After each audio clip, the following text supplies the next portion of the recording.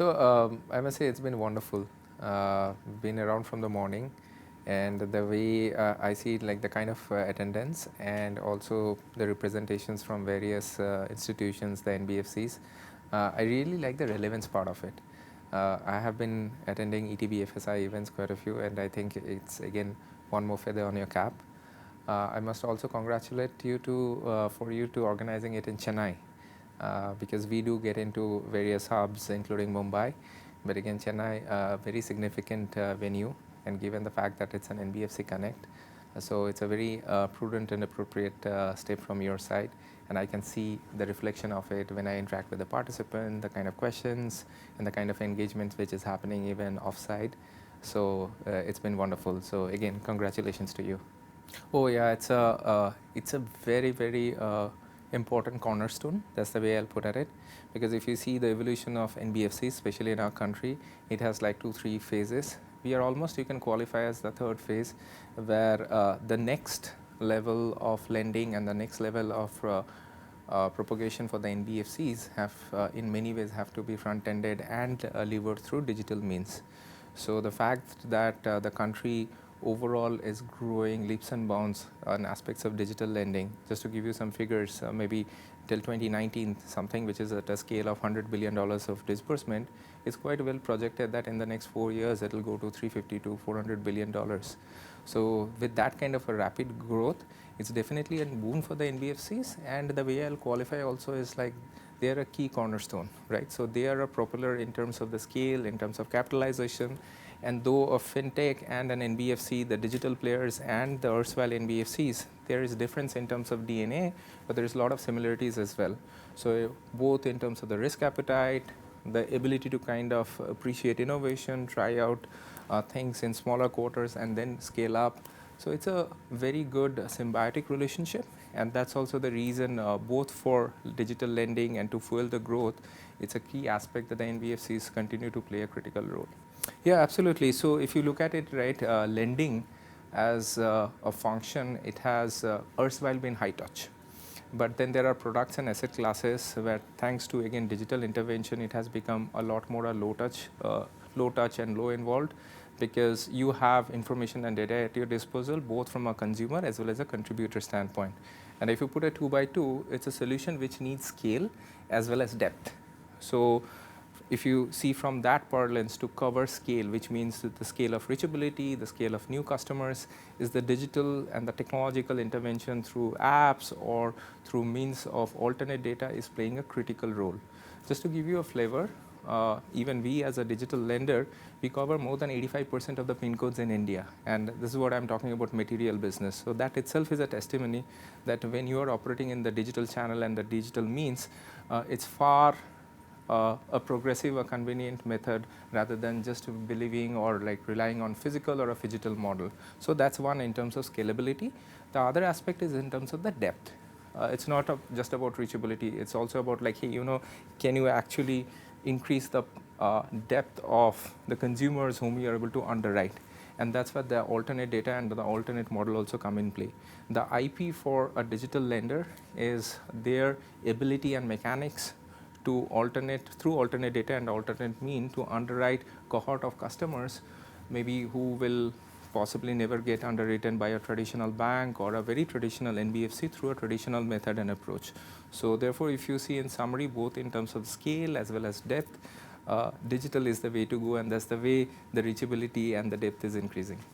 Yeah, it's absolutely fair, and data is somewhere a core source and constituents in terms of digital lending and to be successful in the digital world. Now, if you look at it, Sirish, there have been like possibly 3 phases of evolution, and the 3 phases of evolution both have a connotation of the digital lending ecosystem per se, and as well as the individual players. When I refer to ecosystem, I'm talking about the evolution of India Stack, Aadhaar, your CKYC, EKYC, how you're able to actually cross-validate through a lot of services which the India Stack is offering. So it's been a big journey on those lines. And at the same time, if you look at it for individual players also, there have been different stages. Some have gone to a scale of difference, let's say a late stage digital lender, some are still at the early stage. So therefore, when you look at the data strategy, by and large, it's like 3 phases. The first phase is like typically players focusing on their IP. Now, in case in point, let's say as a digital lender, your heart as a digital lender is like how you're able to underwrite.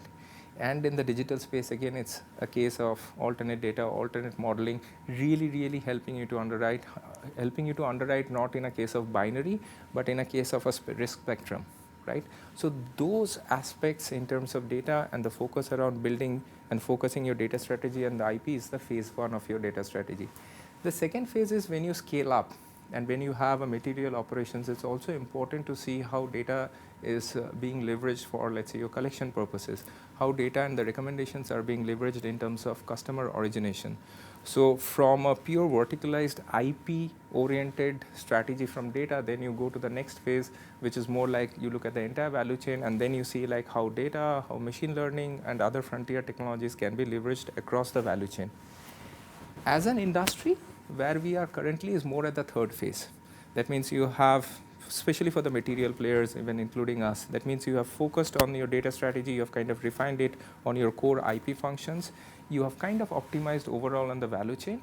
And the third aspect is like, you know, how you're acting as a responsible player, which means like the aspects of regulation, which means aspects of customer awareness, disclosure, privacy, and also aspects of possibly cyber threats. So how your data strategy has evolved in a holistic manner in phase 3, which I call as, and how it has actually placed you as a responsible player is very important, because when a customer is relying on you with his or her data and information, it's totally on your responsibility as a custodian and as a consumer of the data, what you do, what kind of a purpose, disclosures, everything put together.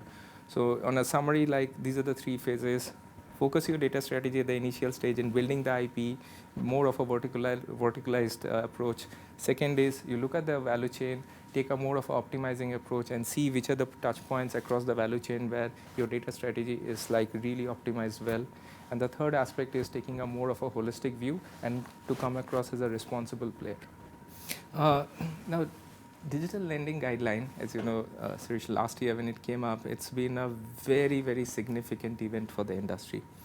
The good thing has been we have had some view around it, because the regulators have been in a way like quite pragmatic on those lines, putting across white papers, putting across some of the early indicators, engaging with players, engaging with membership association bodies. And in finality, what came up, if you see, there are primarily 3 cohorts of the entire regulation, to put it in simple terms. One, the aspect of customer protection, which includes awareness, disclosure, standardization, etc. Second is the aspect of financial ecosystem and systemic risk. And the third aspect is more in terms of like, once you've taken care of the customer side of it, once you've taken care of the ecosystem and the systemic risk side of it, there are aspects also around pure play at a horizontal level of data privacy, information security, and bit of a geopolitics, to be honest.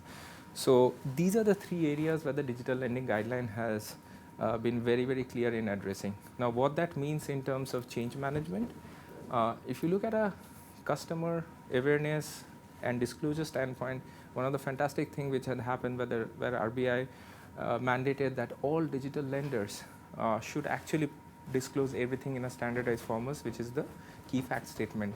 Now, what that means, there is no asterisk conditions applies. What that means that the material and responsible players also will have a level playing field. There has been aspect in this ecosystem where you have material players and then you have a long tail of digital lenders. To be able to kind of separate the lemons out kind of a problem, if I may say, the standardization from as part of the guideline has been a big boon. Now, if you see from the consumer standpoint also, that's fascinating, because when you go to any digital lender, when you're looking at the sanction letters and when you look at the key fact statements, you exactly know how to read, how to interpret, and then there is no ambiguity.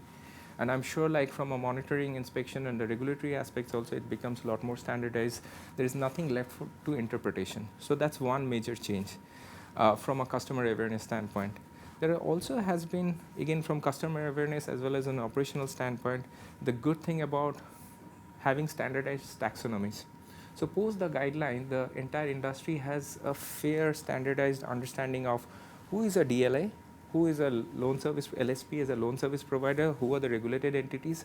So the standardization of the taxonomy has also helped in a way for people to kind of work, do B2B contracts, and know what is the expectation in terms of regulation as well.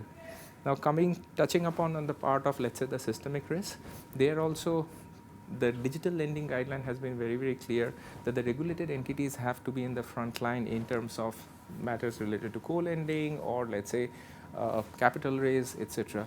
Now, the regulated entity coming into the picture, it creates a different level of visibility, it creates a different level of accountability into the ecosystem. So it's not a case where possibly an unregulated entity where standalone fintechs are getting into financial contracts or giving paper guarantees, and therefore there is no visibility as an ecosystem. So this has also been a very, very significant change with the regulated entities coming in front, and therefore the players being able to demonstrate in a more responsible way what kind of financial obligations and transactions they have been doing. The third aspect is obviously, as I kind of touched upon, disclosures, data privacy has been again a key cornerstones. There have been aspects where there has been clearly called out what kind of data a digital lender can ask for. It's not just left to the consent of the customer, but also there are contours which the regulators have set by. So that has been also critically important. There has been touch points around in terms of the data localization aspect, which kind of also protects in terms of some of the geopolitics threats possibly overall the industry and many other industries also facing. So therefore, on a net basis, if you see from a change management perspective, emphasis of the regulated entities, emphasis around standardization and disclosures through key fact statements, emphasis around mentioning that, okay, what kind of data localization policies, where is the data, how the data protection part of it is taken care of, again in terms of consent as well as the contours which the regulators have set in. So at a broad level, these are the major changes. Obviously, there have been some operational changes as well, which also means like money transfer through directly to from the lender's account. So those have been very key changes which kind of possibly both will help the customer as well as transparency into the ecosystem.